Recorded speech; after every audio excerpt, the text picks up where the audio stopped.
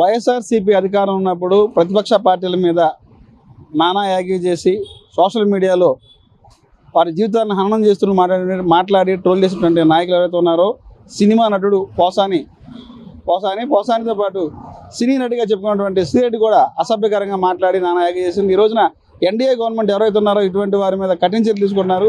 దీని గురించి మనతో పాటు స్పందించేందుకు జనసేన పార్టీ నాయకులు ముళ్ళపూడి నాయసార్ చెప్పండి, గత 5 ఏళ్ల కాలంలో రకరకాలుగా మాట్లాడి సోషల్ మీడియాలో ట్రెండింగ్ అయ్యి ఈరోజు ఎందుకు పవన్ అన్న క్షమించు, లోకేష్ అన్న క్షమించండి, ఇలాంటి వాళ్ళు ఎలా చూస్తారు మీరు? తప్పు చేసిన వాళ్ళు ఎవరైనా కానీ ఫస్ట్ వాళ్ళ శిక్షించాలి.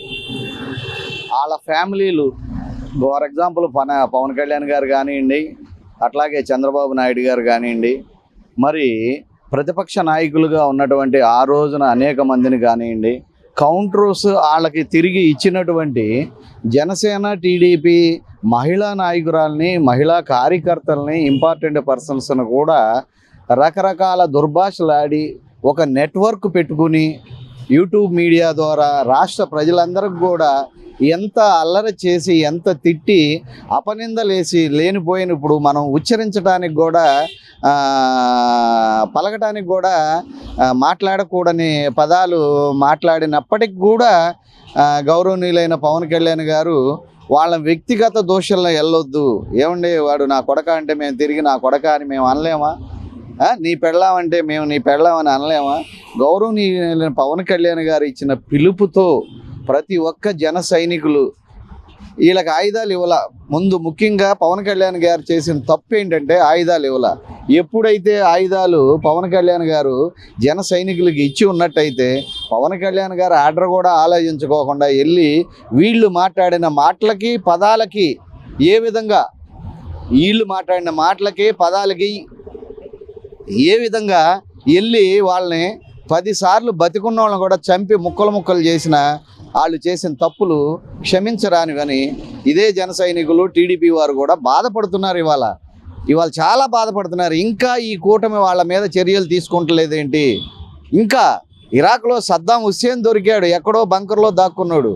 అట్లాగే వీరప్పన్ దొరికాడు, సత్యమంగళం అడవుల్లో వీరప్పన్ కూడా దొరికాడు. వీడు దొరకడా? చార్లెస్ శోభరాజు దొరికాడు. అనేక మంది దొంగలు దొరికారు, దోపిడీదారులు దొరికారు. ఇంత దారుణంగా పవన్ కళ్యాణ్ భార్యని, పిల్లల్ని, పసిపిల్లల్ని కూడా ఇవాళ నా పిల్లోడు అడిగితే, నా పిల్ల అడిగితే ఏం సమాధానం చెప్పాలి అని అడిగేటటువంటి ఇదే పోసాని కృష్ణమురళి. ఆ రోజు నీకు పిల్లలు ఉన్నారని తెలియలేదా? పసిపిల్లలు వాళ్ళు ఏం చేశారని, ఏం నేరం చేశాడని పవన్ కళ్యాణ్ ఆ విధంగా మాట్లాడావు? ఎవరింట్లో సొమ్ములు తిన్నారు? ఏ రాష్ట్ర ప్రభుత్వంలో దోచుకున్నాడు? ప్రజల సొమ్ము ఏమన్నా దోచుకున్నాడా? ఒక్కసారి ఆలోచించండి. కర్మరీత్యా గత జన్మ పాపమో ఈ జన్మలో చేసిన ఇదో ఆయనకి 3 పెళ్ళిళ్ళు రాసి ఉంది, అయిపోయింది. వాళ్ళ ఇష్ట ప్రకారం డైవర్స్ తీసుకున్నారు, చక్కగా హ్యాపీగా వాళ్ళ సంసారాలు వాళ్ళు చేసుకుంటున్నారే.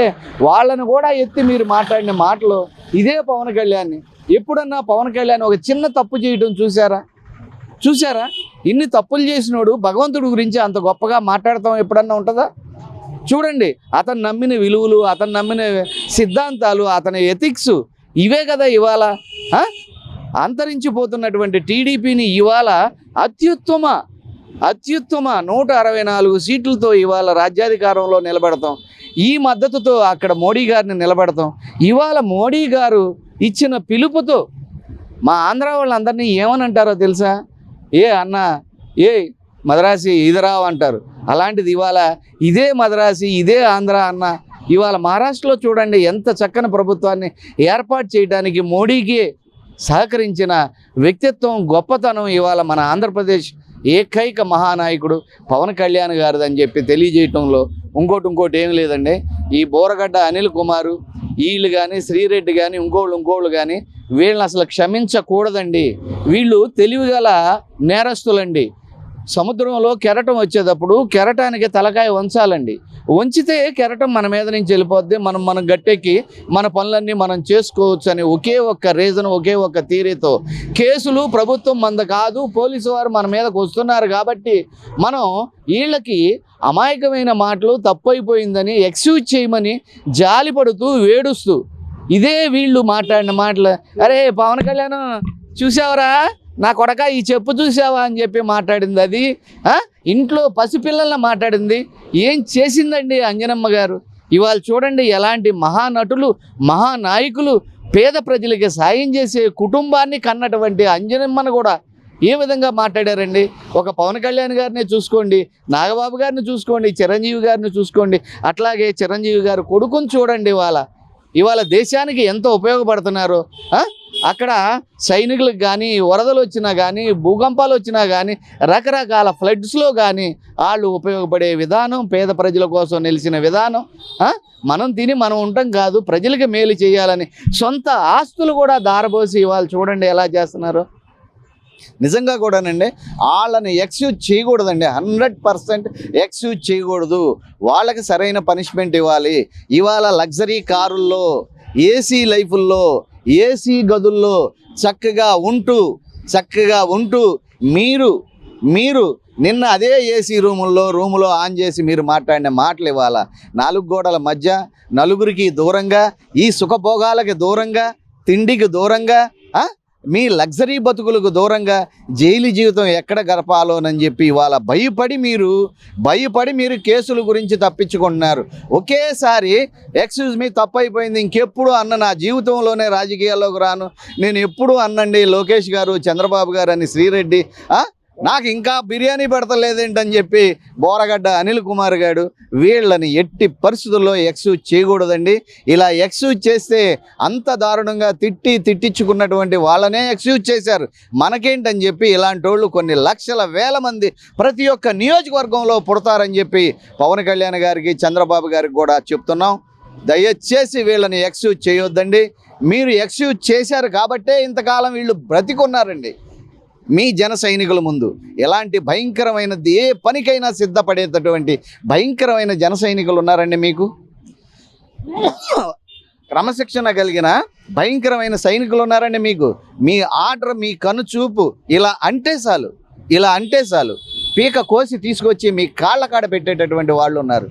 మీ వాక్కు కోసం, మీ ఆర్డర్ కోసం ఏమీ మాట్లాడుకోకుండా ఇప్పుడు వరకు ఓర్పుగా ఉన్నారు. పేద ప్రజలు కానీ, తెలుగుదేశం వాళ్ళు కానీ, జనసేన వాళ్ళు కానీ, మీ కార్యకర్తలు కానీ ఎవరో కూడా ఉపేక్షించేది లేదు. ఇంతకాలం ఇది కూడా మీరు మాట్లాడే వరకు కూడా అసెంబ్లీలో కానీ, మొన్న మంత్రివర్గ మీటింగ్లో కానీ మీరు మాట్లాడే వరకు కూడా చంద్రబాబు గారు కనీసం ఈ ఊసెత్తల ఎవరి పాపనాళ్ళు ఎట్లా పోతారండి? ఎవరి పాపనాళ్ళు ఎట్లా పోతారు? ఇది కలియుగమా లేదా ద్వాపరయుగమా? శపించంగానే వెళ్ళిపోతారు అంటానికి చేసుకున్నది కానీ చేసుకున్నంత వాళ్ళు అనుభవించవలసిందే. వాళ్ళని ఎట్టి పరిస్థితుల్లో ఎక్స్క్యూజ్ చేయొద్దని చెప్పి, అట్లాగే జన సైనికులకి సరైన హోదాలు, సరైన ఇది కలగజేయాలని జనసేన పార్టీని గ్రామంలో, డివిజన్లో కూడా దయచేసి మీరు ఇంకా డెప్త్కి, లోతుకి, ప్రతి ఇంట్లోకి, ప్రతి గడపలోకి పంపాలి. అది ఇంకా వెళ్ళలేదండి, దాన్ని పంపవలసిన అవసరం ఉందని చెప్పి పవన్ కళ్యాణ్ గారికి తెలియజేస్తారు. అసలు రామ్ గోపాల్ వర్మ అనేవాడిని ఎక్స్క్యూజ్ చేయకూడదండి. రామ్ గోపాల్ వర్మ అనేవాడిని ఎక్స్క్యూజ్ చేయకూడదు ఎట్టి పరిస్థితుల్లో కూడా. 100% వాడు మాట్లాడిన మాటలు, వాడు శ్రీరెడ్డికి 5 కోట్లు ఇచ్చి వాడు చెప్పించిన విధానాలు, వాడు తిట్టించిన తిట్లు, ఒక మనిషిని రాజకీయంగా అడ్డం తప్పుకోవాలంటే మనస్ఫూర్తిగా ఆయన్ని మానసికంగా దెబ్బతీయాలనే ఆలోచనని ఉపయోగించి వీడు చేసిన పనులు దయచేసి ఎక్స్క్యూజ్ చేయొద్దండి. ఎవరిని కూడా ఎక్స్క్యూజ్ చేయాల్సిన పని లేదు. మీరు యాక్షన్ తీసుకుంటేనే రేపొద్దు రాష్ట్రం ఇలాంటి గొడవలు లేకుండా, ఇలాంటి మాటలు లేకుండా చక్కగా ఉంటుందని చెప్పి తెలియజేస్తున్నానండి.